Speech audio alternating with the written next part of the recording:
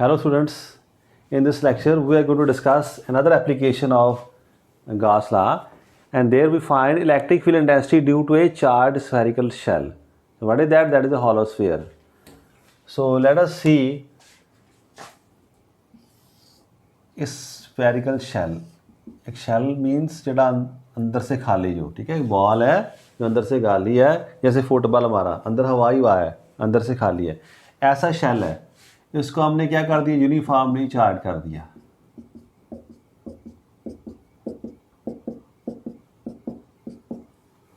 तो कई बार कहा जाएगा आपको भी चार्ज क्या हुई, यूनिफॉर्मली डिस्ट्रीब्यूटेड ऑफ दिस. ये हमारे पास एक स्फेरिकल शेल है जिसका रेडियस हमारे पास कितना दिया है, आर इसका रेडियस है. So let there be a spherical shell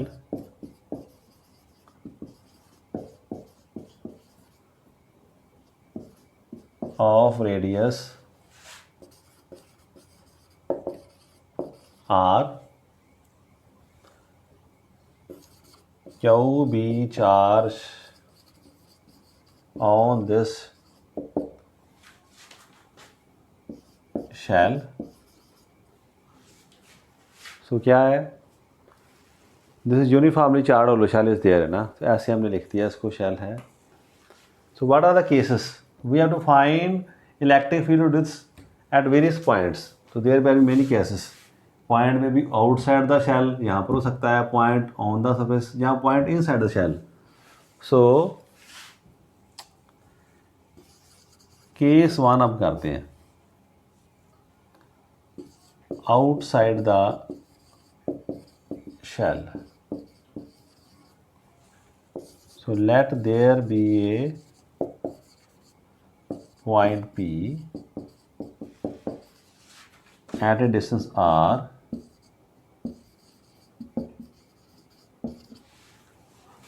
outside the shell. So here R is greater than R, है ना. ये बात आपने देख ली. यहाँ पर कोई पॉइंट है हमारा, पी पॉइंट है, कितने डिस्टेंस पर है, ये आर डिस्टेंस पर है. ये आपके लिए कंडीशन है, यहाँ पर आप फाइंड करो इलेक्ट्रिक फील्ड कितना है. तो कैसे फाइंड करोगे, आपकी कौन हेल्प करने वाला है, आपकी हेल्प करने वाला है कूलम्ब्स लॉ, ओ सॉरी गॉस लॉ. वो कहता पहले सरफेस लेके आओ. तो क्या कहेंगे हम, let us draw a sphere concentric with the shell and having radius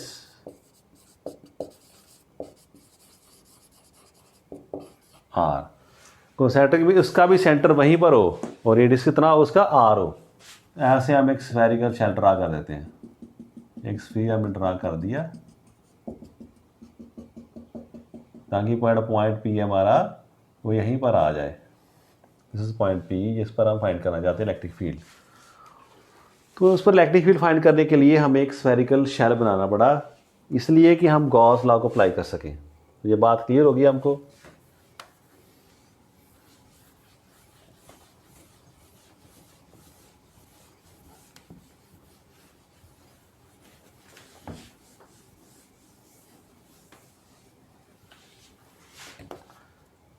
applying Gauss law,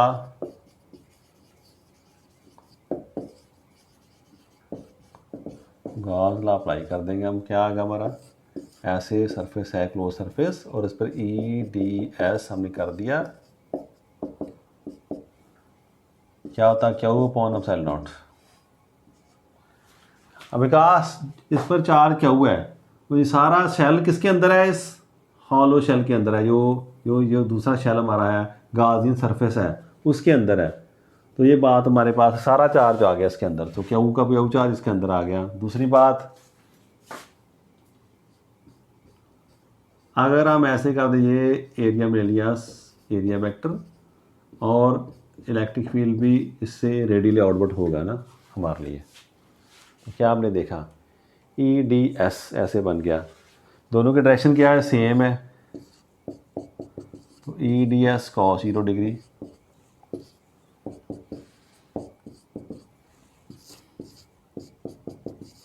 E D S. अब बात समझ आ गई। ई क्या है? That is magnitude of electric field is constant over the surface of sphere. कौन सा? गाजियन sphere. जो गाजियन sphere है, ये पॉइंट, ये कहीं पर भी आप चले जाओ, इसका डिस्टेंस क्या रहेगा? वही आर ही रहेगा। तो सिमेट्री के कारण जो इलेक्ट्रिक फील्ड की जो मैग्नीट्यूड है वो हर जगह सेम रहेगी।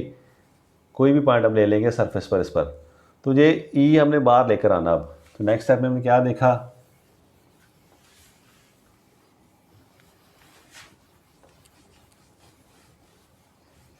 ई इंटीग्रेशन से बाहर आ गया, because it is a constant now.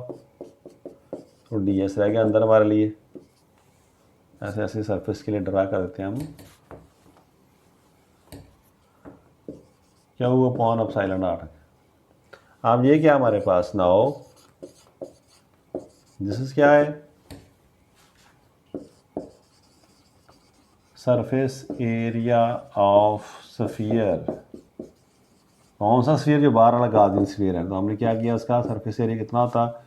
4 pi are square.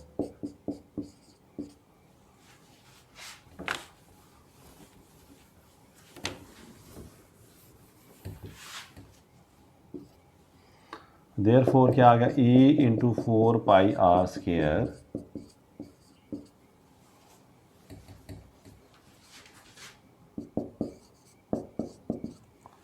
Next हम देखें क्या हो गया। इसको उस तरफ ले जाएं तो ऐसा मान जाएगा ना, 4 पाई एप्सिलॉन नॉट, सॉरी ये एप्सिलॉन नहीं आना था यहाँ पर, 4 pi are square, 4 pi are square आ गया। तो 4 पाई एप्सिलॉन नॉट, और इस तरफ ऐसे लिखते हैं क्यू अपॉन आर स्क्वायर। इतना इलेक्ट्रिक फील्ड हमारा किस पर आ गया? पॉइंट किस पर आ रहा है? पी पॉइंट पर आ रहा। तो ये एक रिलेशन आपने जहाँ रख लिया, मैं लिख दूँ जहाँ पर आउटसाइड हमने क्या रिलेशन किया था? ऐसे, ये आ गया ऐसे। चलो ये एक बात ख़त्म हो गई ऐसे, ये क्लियर है। हमने फाइंड कर इलेक्ट्रिक फील्ड उस पॉइंट पी पर जो बाहर है शेल के, उस पर इतना होगा। अब मान लो ऐसा ना होता, ये शेल होता ही ना अंदर, यहाँ पर चार्ज पड़ा था क्यों सारा, तो फिर इलेक्ट्रिक फील्ड कितना था? फिर भी इतना ना था। तो it seems that whole of the charge is lying at the centre. ऐसा हमें प्रतीत हो रहा है, दिख रहा है कि जैसे सारा चार्ज कहाँ पर पड़ा हो? इस सेंटर पर ही पड़ा है। तो ऐसा इलेक्ट्रिक फील्ड हमारा आ रहा है यहाँ पर, है ना। ये भी बात आप देख लो वैसे ही समझने के लिए। तो ऐसा इलेक्ट्रिक फील्ड की हमारे पास आ गया पहली कंडीशन। अब केस दूसरा लेते हैं हम। अब जो पॉइंट पी है that is on the surface of the shell.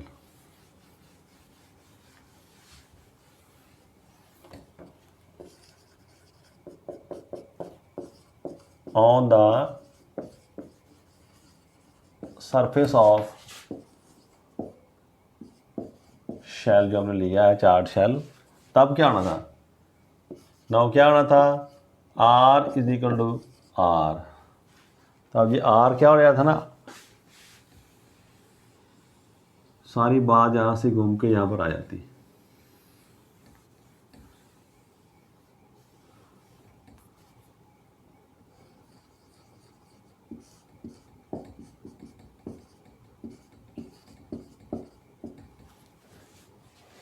क्या होना था?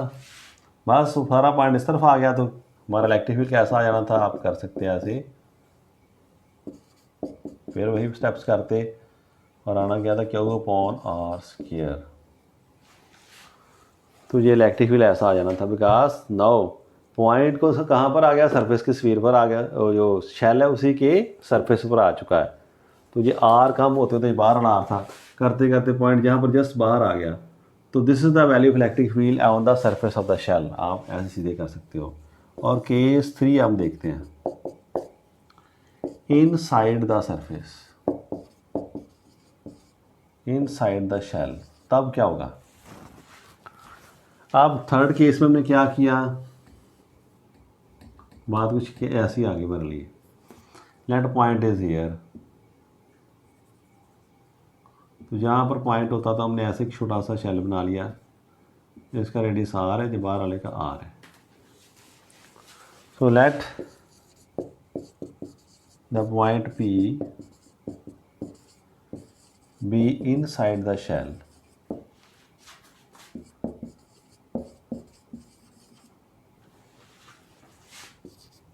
at a distance r from center of shell। अब क्या करेंगे, वही बात, draw a sphere of radius r, यहाँ पर हमने रेडियस r ड्रा कर दिया। यहाँ पर हमने क्या कोशिश की, ऐसे अज्यूम किया भी हो सकता है यहाँ पर भी ला लग सकता हो ना।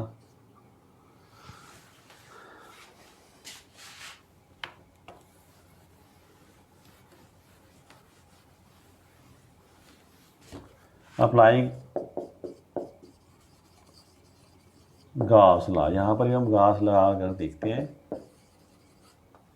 क्या देखेंगे हम। ऐसे हमारे पास आ गया surface EDS,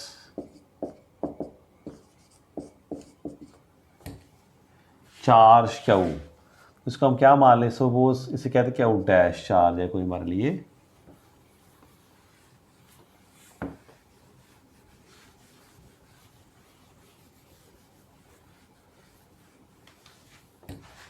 here Q dash क्या है, charge enclosed in Gaussian sphere.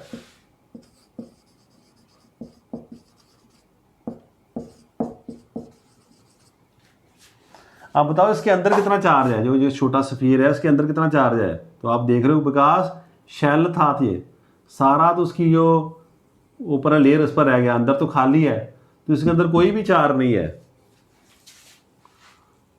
So which is 0, q dash r तो है नहीं इसके अंदर, तो EDS क्या आ गया, 0 आ गया। अब इलेक्ट्रिक चार्ज ही नहीं है तो फ्लक्स कैसा होगा, फ्लक्स ही नहीं है तो इलेक्ट्रिक फील्ड कैसा होगा। तो हम सीधा कह सकते हैं this E is 0, so electric field is 0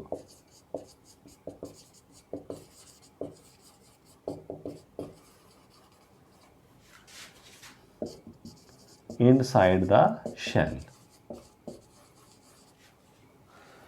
inside the shell electric field 0 होता है ना, ये बात में पता चल गई। तीनों केस हमने डिस्कस कर लिए, बाहर वाले पॉइंट पे इतना आ जाता है और ऑन द सरफेस हमारे पास क्या आ गया था, यहाँ पर कैपिटल R स्क्वायर आ गया और इनसाइड हमारे पास क्या आ गया, 0। तीनों केस हमने देख लिए। शेल के केस में इलेक्ट्रिक फील्ड की वैल्यू ऐसे आती है। डन, ये बात होगी आपको। अब एक और बात ख्याल रखना, अगर क्वेश्चन चेंज होकर ये आर्टिकल ख़त्म, ये आर्टिकल ख़त्म हो गया आपका। अब बात आ गई ऐसी electric field intensity due to a uniformly charge shell, उसमें दियो या सिग्मा क्या है, सरफेस चार्ज डेंसिटी। तो आपने कैसा करना था, तो आपने कहना था कोई बात नहीं, सिग्मा है तो सिग्मा क्या हमारे पास आता है, चार्ज अपॉन एरिया। तो एरिया कितना था इसमें, 4 पाई R स्क्वायर। तो क्या वो कितना आना था, सिग्मा इंटू 4 पाई R स्क्वायर, यहाँ से लिख लो 4 पाई R स्क्वायर सिग्मा। तो बस क्या की वैल्यू चेंज हो जानी थी तब, क्या हमने ऐसा लेना था, तो ये फर्स्ट वाला क्या हमारा बन जाना था, यहाँ पर E ने ऐसा लिखा जाना था 1/4 पाई एप्सिलॉन नॉट, R स्क्वायर ऐसे रह गया, साथ में क्या आ गया, क्या की वैल्यू 4 पाई R स्क्वायर सिग्मा। तो 4 पाई से 4 पाई क्या कैंसिल कर दिया हमने,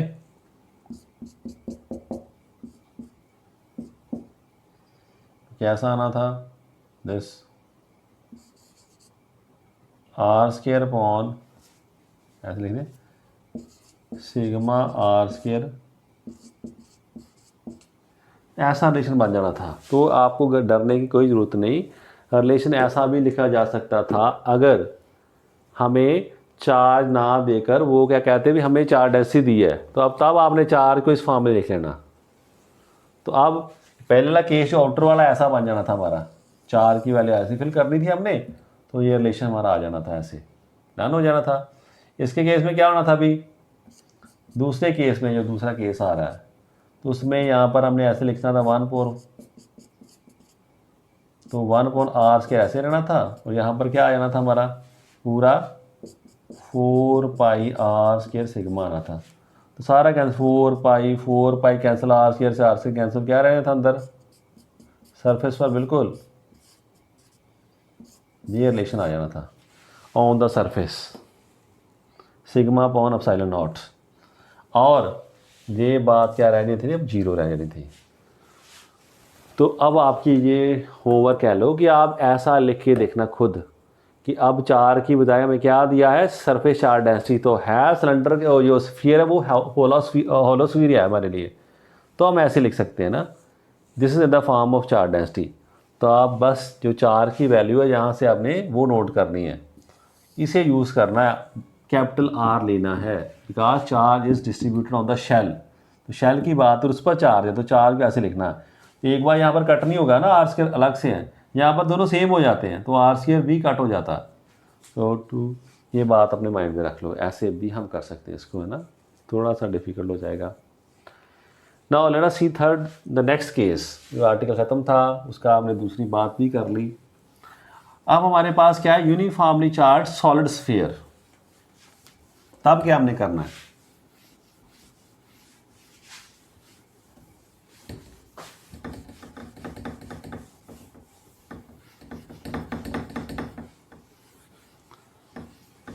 हमें क्या दे दिया भाई, electric field intensity due to A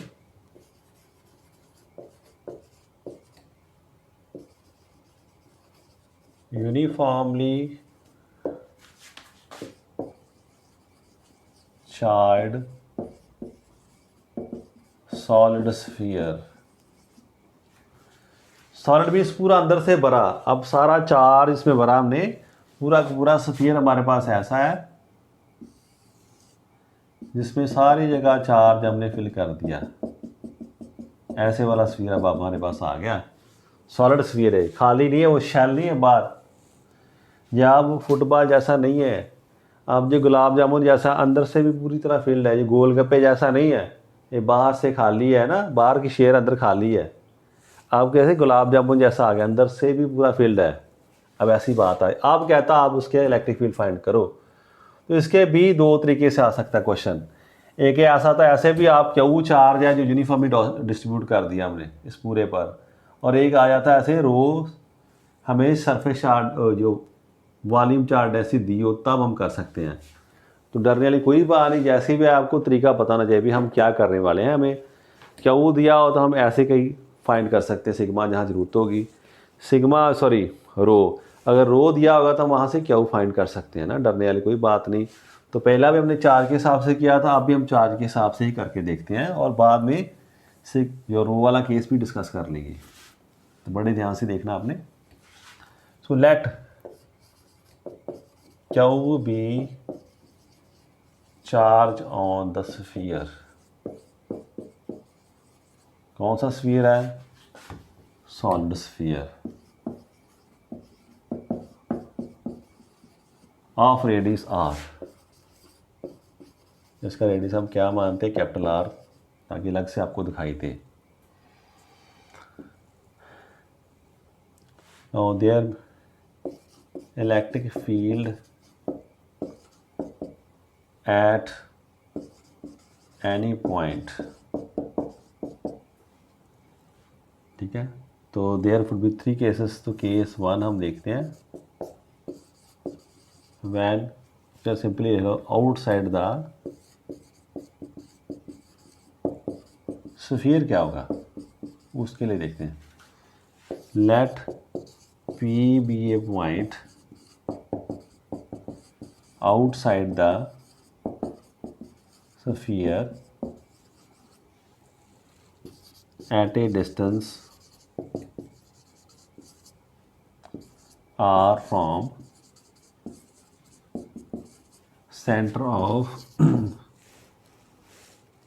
sphere. तो क्या दिखा, R is greater than R. तो पहला केस हमारे पास आ गया। हम चार का मैसेज लिख रहे ताकि आपको डायग्राम समझनी आसान हो जाए।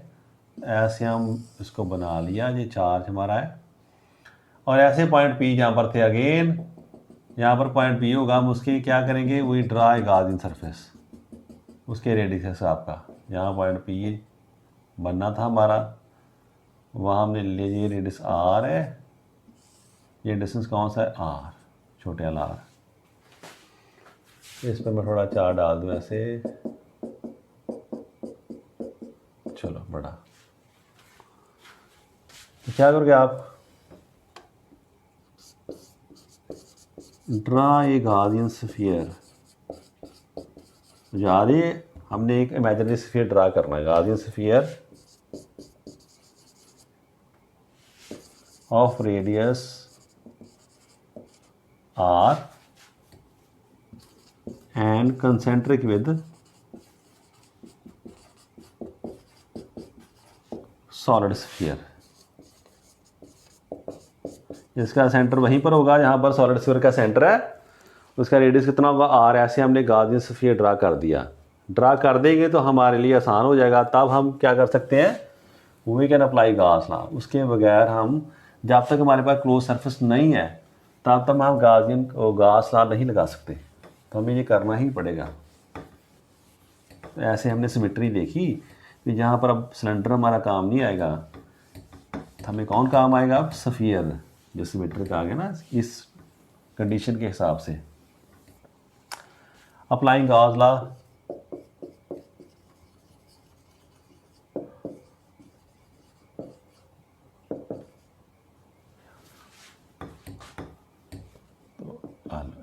एस गॉस लॉ करोगे अप्लाई, क्या कहता, ई डी एस क्या हुआ अपॉन, अब चार्ज कितना इसके अंदर है ना, तो कि बच्चे डरते थे, हम ऐसे लिखते हैं चार्ज, ऐसे भी लिख सकते हैं आप, है ना, ताकि याद रहे आपको इसके अंदर कौन सा चार्ज है। तो यहाँ पर मैंने ड्रा कर दिया ऐसे सरफेस डी एस। आप पता आपको इलेक्ट्रिक फील्ड भी आउटसाइड है, दोनों की डायरेक्शन क्या है, सेम है। तो ये चार्ज कितना है, ये वही चार्ज है क्यू, बिकॉज जितना भी चार्ज इस पर है वो इसके अंदर ही है। This sphere is inside this Gaussian sphere, so all of the charge will contribute to electric flux. सारा का सारा चार्ज यूज हो जाएगा। इस तरफ क्या हमारे पास आ गया, E D S cos 0 degree. फिर वही बात, E D S close surface है, क्या upon epsilon not, E is constant over the surface of Gaussian sphere. अब बात कहने की याद नहीं आपको, समझदार हैं आप, पता आपको कि कहीं पर वो चली जाओ, इसका डिस्टेंस आ रहेगा, तो सिमेट्री के हिसाब से इलेक्ट्रिक फील्ड की जो मैग्नीट्यूड है हर जगह पर क्या रहेगी, सेम रहेगी। तो इंटीग्रेशन से बाहर आ जाएगा। अब आपको स्टेप्स मेरे ख्याल सारे याद हो गए हैं, कुछ भी नहीं सर कर रहे हैं ना, वही इस बात को बार बार कर रहे हैं ना, तो ये अच्छी बात है जब आपको समझ आने लगे कि नेक्स्ट स्टेप क्या होगा। तो पता आपको इस नेक्स्ट स्टेप क्या है नाउ, ये क्या है, इस 4 पाई आर स्क्वायर, कौन सा आर लोगे, बाहर वाला जिस स्फीयर पर हमने गॉस लॉ लगाया, ये surface area of Gaussian sphere. तो कुछ भी हमने चेंज नहीं किया ना, बिल्कुल सेम आर्टिकल हमारा आ गया। तो देर पर क्या हमने देखा, ये यहाँ पर 4 पाई आर स्क्वायर और इस तरफ क्या है, क्या वो अपॉन एप्सिलॉन नॉट। ऐसा ही रिलेशन आ गया जैसे लास्ट सेक्शन में हमने किया था। तो आप कहोगे ये क्या बात हुई है ना, ये लो डन। तो ये बात हमारे पास आ गई। This is the electric field at any point outside the solid sphere. तो बिल्कुल वैसा ही केस आ गया जैसा हमने शेल के केस में किया था। अब मैं यहीं पर आपको कह दूं, अगर ऐसा ना होता और इसकी बजाय हमें क्या दिया जाता, वॉल्यूम चार्ज डेंसिटी, तो अब क्या करते आप? तो अब आप वेट करो, हम लास्ट में डिस्कस करेंगे ना, अभी आप कंफ्यूज है। तो अब सेकंड केस करते हैं हम, है ना, वो भी बिल्कुल वैसा ही है जैसा शेल के केस में। तो शेल और सॉलिड स्फीयर का आप देख रहे हो केस सेम है। कौन से केस हैं सेम? जब आउटसाइड का शेल है और जब ऑन द सरफेस है। तो केस 2 कैसा आ गया? ऑन द सरफेस ऑफ जो सॉलिड स्फीयर हमें दिया उस पर क्या है? Here R will become R, therefore क्या हो जाएगा हमारा? E कितना आ जाएगा? वही बात पुरानी 1/4 से ना, क्या अपॉन कितना आ गया? R²। यही था ना रिलेशन हमारा, ऐसा आ जाएगा, कुछ भी फर्क नहीं हमें पड़ा, ऐसा रिलेशन आ गया। वही ऐसे all the charges place at this, ऐसा लग रहा है जैसे सारा चार्ज यहाँ पर पड़ा है और हम इलेक्ट्रिक फील्ड फाइंड कर रहे हैं। केस 3 में आपको कुछ चेंज नजर आएगा। इनसाइड द स्फीयर, जब आप अंदर चले जाएगा फिर क्या होगा?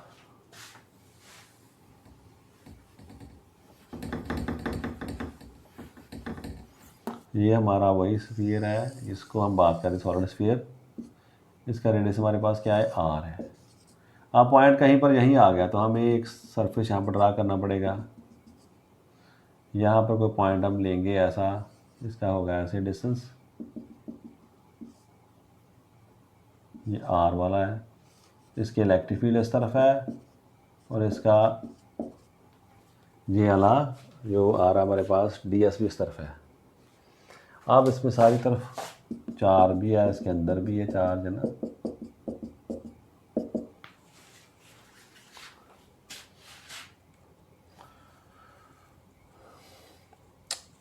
Here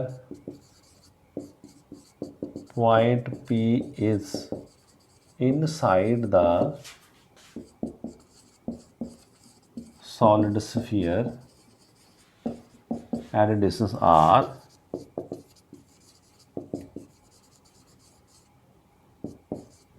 from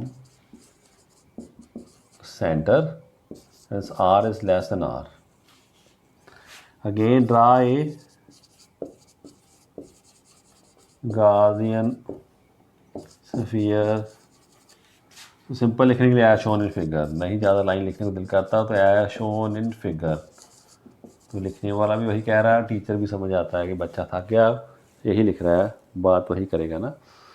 सो जैसे पिक्चर में शो किया डायग्राम में, तो ये बड़ा आसान वर्ड है, टाइम की शॉर्टेज हो तो आप जल्दी से लिख दो एज शोन इन फिगर। जो डायग्राम अच्छे से बना देनी है आपने।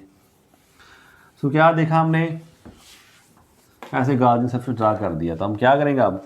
अप्लाइंग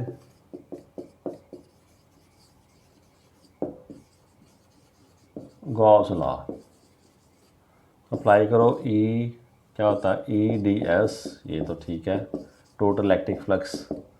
अब चार्ज, तो मैं चार्ज को क्या डैश डाल दूँ?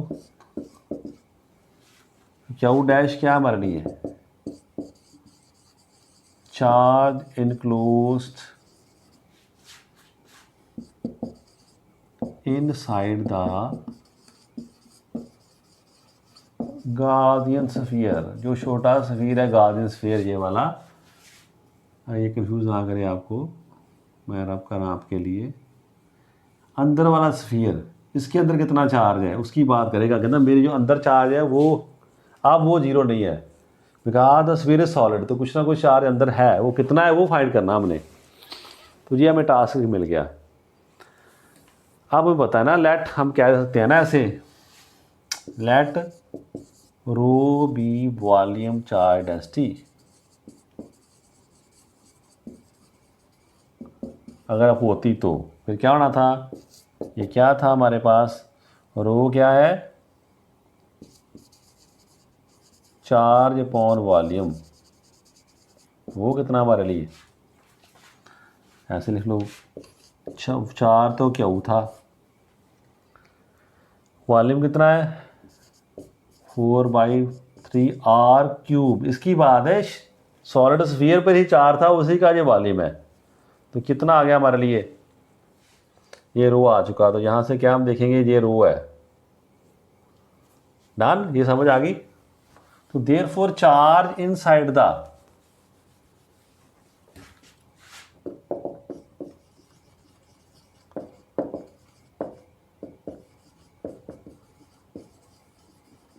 गार्डियन स्फीयर,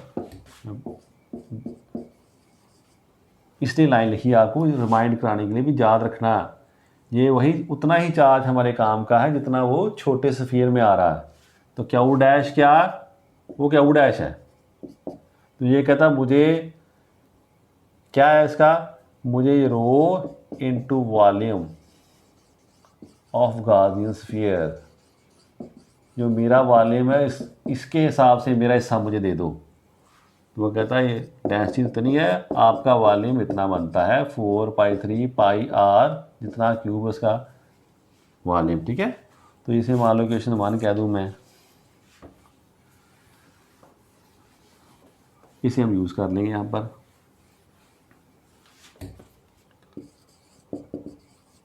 यूजिंग क्वेश्चन 1, तो क्या किया हमने, क्वेश्चन 1 को यूज़ कर लिया। तो क्या हमारे पास आ गया, क्यू डैश ये रो है, सॉरी रो की वैल्यू फिल कर दी, क्यू नीचे पूरा आ रहा है 4/3πr³।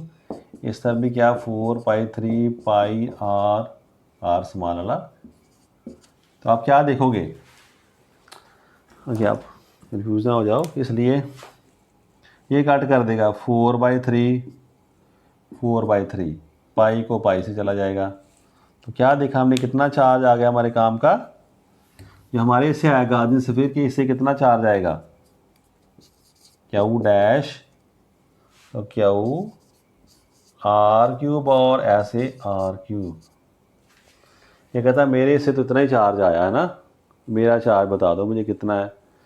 देखो हमारा ला क्या था, अब इसे रब कर दूँ, इसकी जरूरत नहीं अभी हमें। हम क्या देख रहे थे, हम देख रहे ऐसे EDS, लेफ्ट साइड की तो हमने बात ही नहीं की थी अभी, है ना, हम तो राइट साइड पर चार्ज ढूंढ रहे थे। वो चार्ज आ गया इतना, क्यू r³ और कैपिटल R³, और ये साथ में एप्सिलॉन ऐसे आ जाएगा। आप लेफ्ट साइड वैसे देखते रहोगे कि EDS आ गई है cos 0 डिग्री,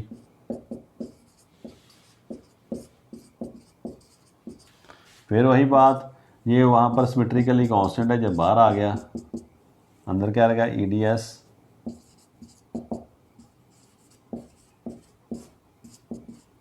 डर तो नहीं जाओगे, तो मैं लिख ही देता ना, E is constant on the surface of Gaussian sphere। तो E बाहर आ जानी थी हमारी, बिल्कुल इन द सेम पैटर्न, वही स्टेप्स बार बार रिपीट हो रहे हैं, बस राइट साइड में चेंज आ रहा है जो चार्ज के केस में, वो ख्याल रखना आपने। तो क्या वही E बाहर आ गया जी, अंदर DS रह गया ऐसे, ये चार्ज ऐसा हमारे पास आया था, ऐसा हमने लिख दिया। ये कितना आता है 4πr² छोटे वाला, surface area of guardian sphere. Therefore क्या हो गया, E into 4πr² Q r³ ऐसा आ गया। आप ऐसे लिख सकते हो 1/4πε0। इस तरह से क्या आ गया, r² भी नीचे ले आओ, और ये r³ क्यू और r³ बढ़ा ला ऐसे, है ना। तो क्या देखा हमने, देख लो सारी चीज़ें आ गई, 4π भी आ गया, r² भी आ गया, एप्सिलॉन पहले था आ गया। तो ये देखो 2 और 3 क्या रह गया हमारे पास, दिस मच ये कांस्टेंट है, क्यू आर और आर क्यूब, ऐसा रिलेशन हमारे पास आ गया। This is the electric field inside the solid sphere, जो हमारे पास सॉलिड स्फीयर है, चार्ज स्फीयर है। तो अब इसके अंदर भी इलेक्ट्रिक फील्ड है। जब हम किसकी बात कर रहे हैं, बात कर रहे हैं सॉलिड स्फीयर की। तो अगर आप ग्राफ ड्रा करें,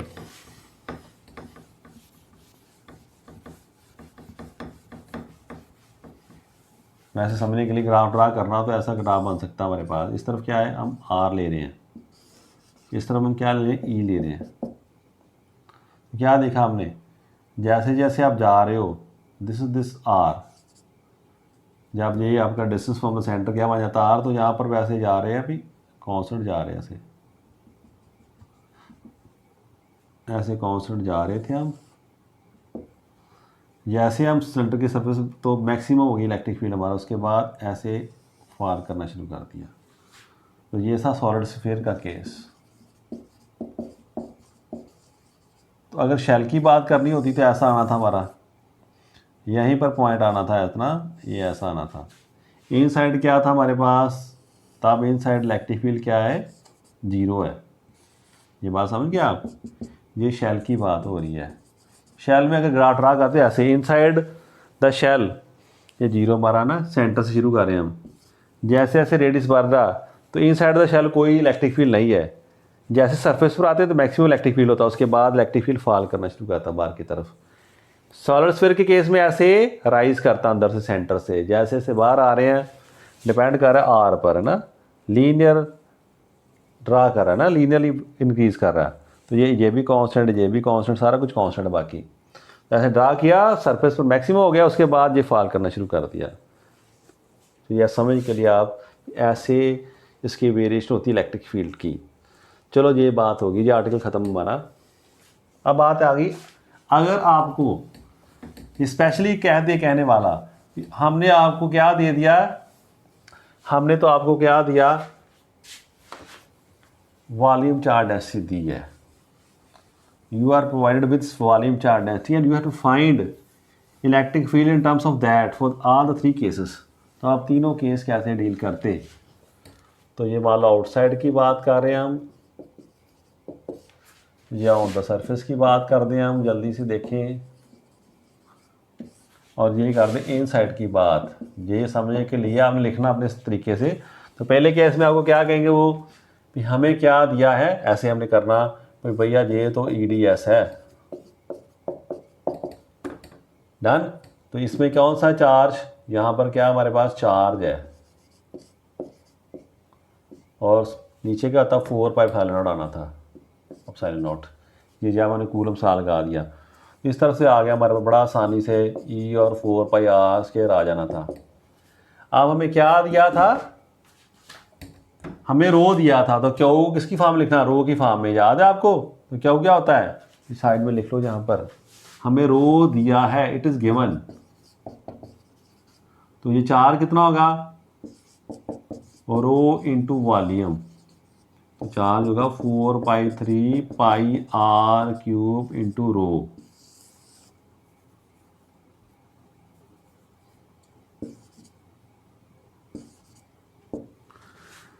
चार इतना है, तो चार कितना हमारा 4π3πr³ और रो, नीचे आना था ये, बस यही चेंज था। चार की वैल्यू हम अपने लिखनी रो की फॉर्म में। तो क्या देखना आप अभी, आपने ये कैंसिल हो जाना था। चलो ऐसे लिखता हूँ, उस तरफ जाकर, बच्चे मानते नहीं तो ऐसे कर देते हैं ना। तो वो रिलेशन ऐसा चलना था, लेफ्ट साइड तो आ गई, आपकी स्टेप्स करते रहना आपने। तो ये राइट वाले में क्या होगा, जो 4π से 4π कैंसिल, बस ऐसा रिलेशन आ गया। E = कैसा, बार के केस में अभी आपने देखा r³ रो, नीचे क्या आ गया हमारे लिए, 3ε0 r², ऐसा आ जाना था कुछ ना रिलेशन। देख लो, कुछ नहीं, रो की फॉर्म में लिख देना था। तभी आपने, आप यहाँ पर जब आना था तो आपने कुछ नहीं करना था, आपने करना था यही बात है, यहाँ पर तो r के इक्वल होता है, तो आपने यहाँ फिल कर देनी आर की वैल्यू, आर क्यू बी रो, ये छोटा आर बी क्या आ गया हमारे लिए, आर स्केयर आ गया जी। तो ये भी क्या बात होगी, बन गई आपकी। तो क्या आना था यहाँ पर, R square R square cancel, कुछ ऐसा रिलेशन आ जाता ना, आर रो ऐसा आ गया, ऐसा रिलेशन आ जाना था ना, एक पावर कैंसिल हो जानी थी।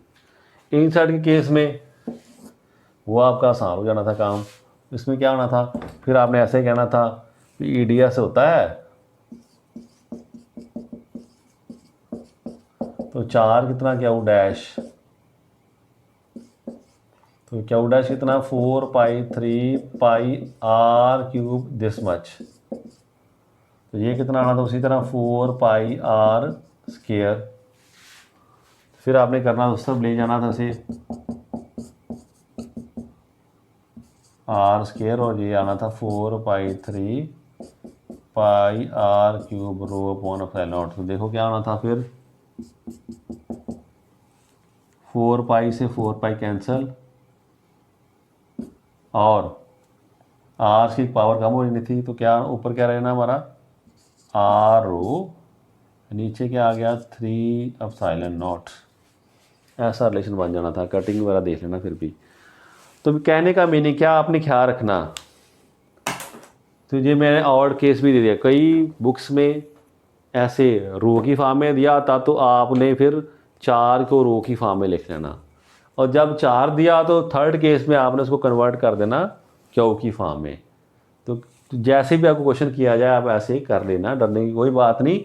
वाट ever the case may be, you have to apply only Gauss law technically. तो गॉस लॉ आपने क्या कहता है कि मुझे गॉस लॉ अप्लाई करना है, सरफेस पर दो और जितना 4 इसको डिवाइड कर दो एप्सिलॉन नॉट से, तो आपकी सभी प्रॉब्लम्स वो सॉल्व हो जाएंगी। सो अभी हमने देखा गॉस लॉ, उसकी एप्लीकेशन हमने कर ली। इस लेक्चर में हमने 2 तरह की मेन की, एक स्फेरिकल शेल था जो अंदर से खाली है, उसकी शेल और उसकी लेयर पर ही चार्ज है, उसके कारण हमने 3 केस किए, outside, on the surface, inside. And same is done for the solid sphere, जो चार्ज किया हमने उसके अंदर भी चार्ज होता है। In the next lecture we will go for the capacitor क्या होता है, उसमें कौन कौन सी प्रॉपर्टीज उसकी है ना, वो डिस्कस करेंगे। Thank you class.